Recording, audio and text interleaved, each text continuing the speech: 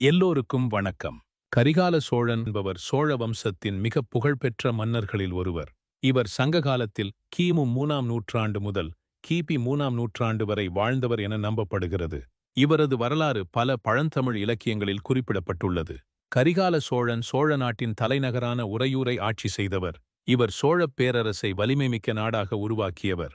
இவரது வாழ்க்கை மற்றும் புகழ் பற்றி பல வரலாற்று மற்றும் இலக்கிய ஆதாரங்கள் கூறுகின்றன. கரிகால சோழன் இளவயதிலேயே சோழ அரியணையில் அமர்ந்தார். சில குறிப்புகளின்படி இவரது காலம் கிமு 190 முதல் கிமு 150 வரை என்று கருதப்படுகிறது.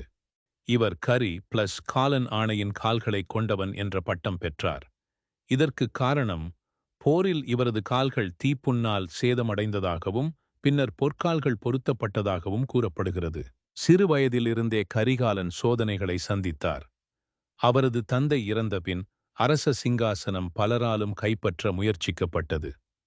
ஆனால் சிறுவயதிலேயே சிறையில் அடைக்கப்பட்டாலும் கரிகாலன் தப்பித்து வீரமிக்க பாசறையில் எதிரிகளை தோற்கடித்து சோழ அரசாட்சியை மீட்டெடுத்தார். கரிகாலன் வெண்ணிப்போர் எனப்படும் பெரும் போரில் 11 மன்னர்களின் கூட்டணியை சேரர், பாண்டியர், சிங்களர் மற்றும் பிற சிற்றரசர்கள் வென்றார். இந்த போர் தற்போதைய தஞ்சாவூர் மாவட்டம் அருகே நடைபெற்றது. இந்த போர் பற்றி புறநானூறு மற்றும் அகநானூறு போன்ற சங்க இலக்கியங்களில் குறிப்புகள் உள்ளன. கரிகாலன் இலங்கையின் அனுராதபுரத்தை கைப்பற்றினார் என்பது மகாவம்சம், இலங்கையின் பௌத்த வரலாற்று நூல் மற்றும் தமிழ் நூல்களில் குறிப்பிடப்பட்டுள்ளது. இலங்கையின் அரசன் அசேலன் சோழ நாட்டின் வணிகக் கப்பல்களை தாக்கினான். இதற்கு பதிலடியாக கரிகாலன் இலங்கை மீது படையெடுத்தார். கரிகாலன் கடல் படையுடன் இலங்கை சென்று அனுராதபுரத்தை முற்றுகையிட்டார். இலங்கையின் அரசன் தோற்கடிக்கப்பட்டு சோழர்களின் கீழ் ஆட்சி நிறுவப்பட்டது. இலங்கையில் சோழர் ஆதிக்கம் நிலைநாட்டப்பட்டது. இது தமிழர் இலங்கை வரலாற்றில் முதல் படையெடுப்பு என்று கருதப்படுகிறது. கரிகாலன் வடிந்தியாவின் கங்கை நதி வரை படையெடுத்துச் சென்றதாகவும் அங்கு அவரது வீரத்தை நினைவுகூரும் வகையில் கரிகாலன் சிலை நிறுவப்பட்டதாகவும் புறநானூறு கூறப்படுகிறது. கரிகால சோழன் மட்டும் போர்க்களத்தில் மட்டும் வீரர் இல்லை, அவர் கட்டுமானத் திறமையாலும் புகழ் பெற்றவர். கரிகால சோழனின் மிகப்பெரிய சாதனைகளில் ஒன்று காவிரி நதியில் கல்லணை கட்டியது ஆகும். இந்த அணை கரிகாலன் கல்லணை கிராண்ட் ஆனிகட் என்று அழைக்கப்படுகிறது. இது உலகின் மிக பழமையான நீர்ப்பாசன அமைப்புகளில் ஒன்றாக கருதப்படுகிறது. இந்த அணை இன்றும் தமிழ்நாட்டில் திருச்சி அருகே செயல்பாட்டில் உள்ளது.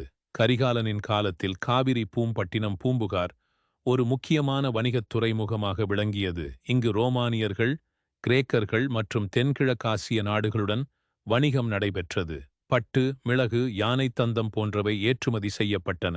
கரிகால சோழனைப் பற்றிய குறிப்புகள் பல சங்க இலக்கியங்களில் உள்ளன. புறநானூறு, அகநானூறு, பட்டினப்பாலை கடியலூர் உருத்திரங்கண்ணனார், சிலப்பதிகாரம் இளங்கோ அடிகள். மணிமேகலை. கரிகால சோழனின் மரணம் பற்றி தெளிவான தகவல்கள் இல்லை. அவருக்குப் பிறகு அவரது மகன் நெடுங்கிள்ளி சோழன் ஆட்சிக்கு வந்தார்.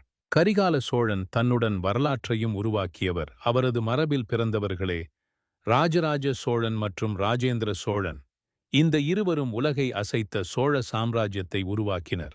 கரிகால சோழனின் முக்கியத்துவம். தமிழகத்தின் மிகப் பழைய மன்னர்களில் ஒருவர். சோழப் பேரரசின் அஸ்திவாரத்தை வலுப்படுத்தியவர். நீர்ப்பாசனம் மற்றும் விவசாயத்தை முன்னேற்றியவர். வெளிநாடுகளுடன் வணிகத் தொடர்பை வளர்த்தவர். கரிகால சோழன் தமிழ் வரலாற்றில் ஒரு புரட்சிகர ஆட்சியாளராக கருதப்படுகிறார். அவரது சாதனைகள் இன்றும் பாராட்டப்படுகின்றன. இதுதான் தமிழரின் பெருமைமிக்க வீரன் கரிகால சோழனின் சுருக்கமான வரலாறு.